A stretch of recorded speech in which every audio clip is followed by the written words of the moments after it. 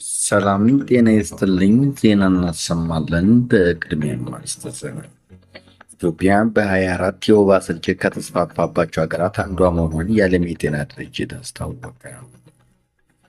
የአሜሪካኑ ፕሬዚዳንት ትራምፕ ሶማሊያውያንን አስቆጣ። ዜናውን በዝርዝር እናሰማለን።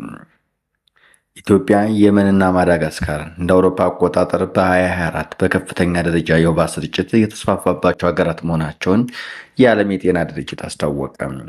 ድርጅቱ ወባ በ2024 610 ሺህ ገዳማ ሰዎችን መግደሉን ገልጿል።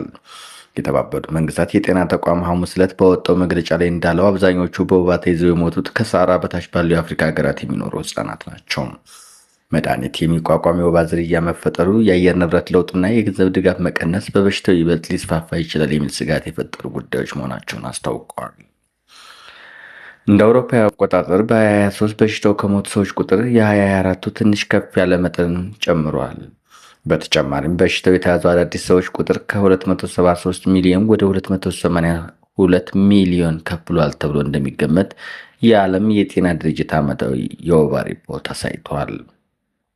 እንደ አውሮፓ አቆጣጠር በ20ዎቹ ወባን በመከላከል ረገድ ከፍተኛ መሻሻል ታይቶ የነበረ ሲሆን ባለፉት ጥቂት ዓመታት ግን በሽታውን ለመከላከል የሚደረገው ትግል መቆሙን ድርጅቱ ገልጿል። እስካሁን ድረስ 47 ሀገሮች ከወባ ነጻ መሆናቸው ተረጋግጧል። በአንጻሩ በተለይም በኢትዮጵያ፣ ማዳጋስካር እና የመን በበሽታው የሚያዙ አዳዲስ ሰዎች ቁጥር በከፍተኛ ደረጃ መጨመሩ ታይቷል። የትራምፕ አስተዳደር አውሮፓ የስልጣኔ መጥፋት ተጋልጦበታል አለም።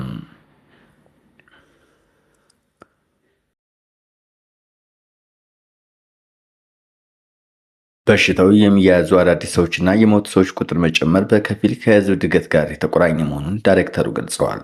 የዓለም ጤና ድርጅት እንደ አውሮፓ አቆጣጠር ከ2015-2024 ባሉ ጊዜያት ውስጥ በበሽታው የሚያዙ ሰዎች ከፍተኛ ነው ተብሏል። ይቅርታ፣ የትራምፕ አስተዳደር አውሮፓ የስልጣኔ መጥፋት ተጋልጦበታል አለ። የፕሬዚዳንት ዶናልድ ትራምፕ አስተዳደር አውሮፓ የስልጣኔ መጥፋት እንደሚጠብቃት አዲስ ባወጣው የስትራቴጂ ሰነድ አስጠነቀቀ። ይህ የፕሬዚዳንቱ አስተዳደር ሰነድ አንዳንድ ሀገሮች አስተማማኝ አጋር ሆኖ ስለመቀጠላቸው ያለውን ጥርጣሬ ገልጿል። አዲሱ የስትራቴጂ ሰነድ አውሮፓ ትኩረት ሰጥቶ ተመልክቷል። ባለ 33 ገጹ የብሔራዊ ደህንነት ስትራቴጂ የአሜሪካው ፕሬዚዳንት ለዓለም ያላቸውን ራዕይና እንዴት የአሜሪካን ወታደራዊና ኢኮኖሚያዊ ኃይል ተጠቅመው ይህን ለማስፈጸም እንደሚሰሩ ይተነትናል። ትራምፕ ሰነዱን አሜሪካ በሰው ልጅ ታሪክ ውስጥ ታላቅና ስኬታማ አጋር ሆና እንድትቀጥል የሚያደርግ ፍኖተ ካርታ ሲሉ ገልጸውታል። ሰነዱን የሚመለከቱት የአውሮፓ ፖለቲከኞች ምላሽ የሰጡ ሲሆን የጀርመኑ የውጭ ጉዳይ ሚኒስትር ጆን ዋዴፖል አገራቸው ከውጭ የሚመጣ ምክር እንደማያስፈልጋት ተናግረዋል። የአሜሪካ መደበኛ የብሔራዊ ደህንነት ስትራቴጂ በፕሬዚዳንቶቹ በእያንዳንዱ የስልጣን ዘመን አንድ ጊዜ ይፋ ይደረጋል።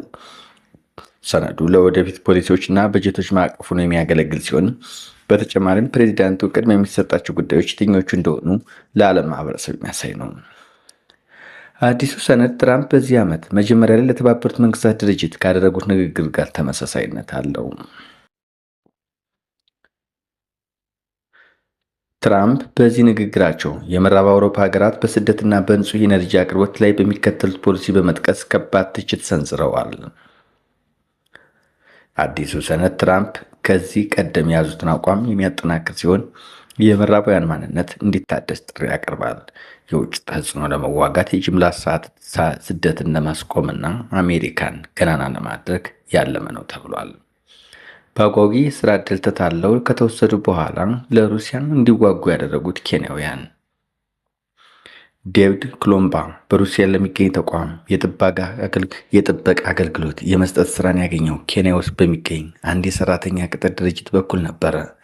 ልጇ ወደ ሩሲያ የመጓዙ ነገር ያልተዋጠላት እናቱ የስራ ዕድሉን እንዳይቀበል አስጠንቅቀውም ነበረ። ድህነት በተንሰራፋበት ኬቢራ በተባለው የናይሮቢ ከተማ መንደር ከሚኖር ቤተሰብ ለወጣ ልጅ ውጭ ሀገር ስራ ማግኘቱ ደስታን የሚያጭር ነገር ነው። የ22 ዓመቱ ዴቪድ ለውዝ ከማዞር እስከ ቀን ስራ ድረስ ያገኘውን ይሰራል። የረጅም ጊዜ ተስፋው ወደ አረብ ሀገራት ሄዶ ስራ ማግኘት ነበረ። እናቱ የጥበቃ ስራ ያገኘውን የት ሀገር እንደሆነ ስትሰማ ተደናግጣለች። ስልኩን አሳየኝና ተመልከቼ ሩሲያ ነው አለኝ ስትል እናት ሱዛን ግሎባ ስለ ጉዳዩ የሰማችበትን የመጀመሪያ ቅጽበት ለቢቢሲ ኒውስዴይ ፕሮግራም ተናግራለች። ቴሌቪዥን ላይ ስለ ሩሲያ የሚያሳዩት አትመለከትም። መቼም ጥሩ ነገር አይደለም አልኩት ትላለች። የቀረበለት የሥራ ዕድል ትክክለኛ እንደሆነ ያመነው ልጁ ከአቋሙ ፈቀቅ አላለም። ሩሲያ እንደደረሰ $7000 ሊከፍሉት ቃል እንደገቡለት ይናገርም ነበረ። ቋሚ ገቢ ለሌለው ሰው ይህን ያህል ገንዘብ ሕይወትን የሚቀይር ነው። ተቃውሟን ላሰማችው እናቱ መቼ ቀን እንደሚበር ያልተነገረው ዴቪድ ነሐሴ ወር ላይ ወደ ሩሲያ ተጓዘ። በኋላ ላይም በሰላም መድረሱን ለማሳወቅ ወታደራዊ ዩኒፎርም ለብሶ ፎቶግራፍ ሲልክላት የተሰማት ድንጋጤ ነበረ። እናቴ ተነግሮን የመጣነው ስራ ተቀይሯል፣ ይህም ግን መጥፎ አይደለም እንዳላት ታስታውሳለች። ልጁ እንደሚያስረዳው እርሱና የተወሰኑ ሌሎች ኬንያውያን የ2 ሳምንት የውጊያ ስልጠና ተሰጥቷቸዋል።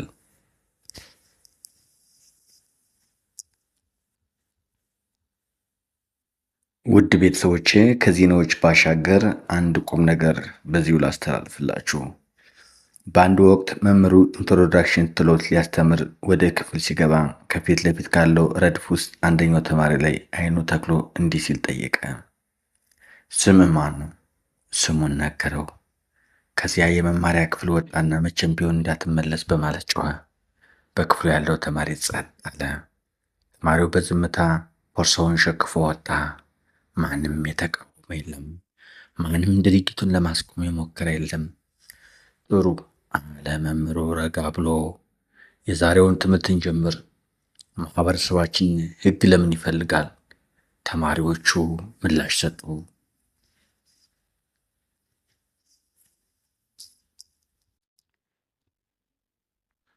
ይቅርታ ተመልካቾቼ ለተፈጠረው የቴክኒክ ችግር። በመስከረም ወር መጨረሻ ዴቪድ ወደ ጦርነት እየሄደ መሆኑን የሚገልጽ የድምፅ መልእክት ላከላት። ምናልባት በሕይወት የማልወጣ ከሆነ በሚልም በሩሲያ የተጻፈ የሩሲያ ሰራዊት መታወቂያ ላይ ሕይወት ስምምነት ተያይዞ ልኮላታል። አንድ ነገር የሚደርስባት ከሆነ ሰነዶች ወደ ሩሲያ ኤምባሲ ይዛ እንድትሄድ አሳስፏታል። ለመጨረሻ ጊዜ ድምፁን የሰማችው የዚህ ጊዜ ነው። ግራ መጋባትና ፍርሃት የወረራት ናት። ብዙም ሳይቆይ ልጇ እንደሞተ ከጓደኛው ሰማች። እንዴት አወቅ ብዬ ጓደኛውን ጠይኩት። ሩሲያ ውስጥ የተቀበሉትን ኤጀንት ስልክ ቁጥር ልሰጥሽ አለኝ በማለት ተናግራለች። ወደ ተሰጣት ቁጥር መልእክት ስትልክ በመጀመሪያ ምላሽ የተሰጣት በሩሲያኛ ነበር። ማን እንደሆነች ከነገረች በኋላ ግን የሚያነጋግራት ሰው ዴቪድ እንደጠፋና ሙቷል ተብሎ እንደሚገመት በእንግሊዝኛ ነገራት። ስለ ልጅሽ የኔም ነግርሽ እያዘንኩ ነው ነበር ያላት። የልጇ አስከሬን ፎቶ ወይም ልጇ ሬሳ ክፍል ውስጥ መሆኑን የሚያረጋግጥ ነገር እንዲልኩላት ጠይቅም መልስ አላገኘችም። ግለሰቡ ያለው እጅግ ሩቅ የሆነ አካባቢ እንደሆነ በመግለጽ ራሷ ወደ ሩሲያ እንድትመጣ ወይም ሌላ ዘመድ እንድትልክ ነግሯታል። ቤተሰባቸው ግን ለማድረግ አቅም የለውም። ኋላ ላይ ያው ሰው ምን አይነት ሰነዶች ሲያቀርብ ለልጇ ሞት ካሳ እንደሚከፈላት ነገራት። ሱዛን እንደምትናገረው ዴቪድን በተመለከተ ከሩሲያ ባለስልጣናት ያገኘችው ይፋዊ ማረጋገጫ የለም። ኬንያ ውስጥ የሚገኘው የሩሲያ ኤምባሲ በጎበኘችበት ወቅት ባለስልጣኑ ከሰራዊቱ ጋር ግንኙነት እንደሌለው ገልጾታል። ሐዘን ውስጥ ከመቀመጥ ውጭ በቀጣይ ምን ማድረግ እንዳለባት እንደማታውቅ ታስረዳለች። እንዴት ነው የሚጀምረው? ምክንያቱም ምንም ነገር አናውቅም። የመጀመሪያ ልጄ ነው። እርሱ ላይ ጥገኛ ነበርኩ ስትል ግራ መጋባቷን ገልጻለች። ልጁ ለስራ ወደ ሩሲያ የሄደበት ሌላ ኬንያዊ አባት ደግሞ ልጁ የሄደው በሹፍርና ተቀጥሮ እንጂ ወታደራዊ ውጊያ የሚያገናኝ እንዳልነበር ይናገራል።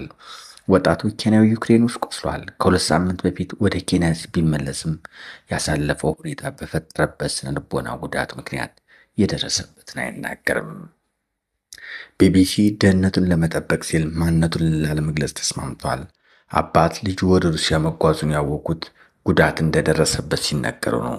ሰዎች እየሄዱ እንደሆነ ሲጠቁመኝ ነበር የሚሉት አባት እንዳያደርገው በምክራቸውን ለቢቢሲ ተናግረዋል። ከተጀመረበት ጊዜ አንስቶ ጦርነቱን ስከታተል ነበር። ምቾት እየተሰማኝ አልነበረም ይላሉ።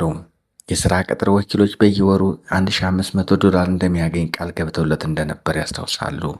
ልክ እንደ ዴቪድ ሁሉ ሌላኛው ኬንያዊ ወጣት ወደ ውጊያ ግንባር ከመውሰዱ በፊት 2 ሳምንት ስልጠና እንደተሰጠው ተናግሯል። ጫካ ውስጥ እንደተጎዳና 5 ቀን ሙሉ ሕክምና እንዳላገኘ ይናገራል። የህመም ማስታገሻ እየወሰደ ነበር ሲሉ አባት ያስረዳሉ። ኋላ ላይ ወደ ሩሲያ ድንበር ተወስዶ የመጀመሪያ ደረጃ ሕክምና ቢያገኝም ዳሩ ሴንት ፔተርስበርግ ከተማ ግን ተልኳል። ዜናዎች እነዚህ ነበሩ። ክቡራትና ክቡራን ሙሉውን ከቢቢሲ ገጽ ያገኙታል። ለተፈጠሩት መቆራረጦች ይቅርታ ጠይቃለሁ።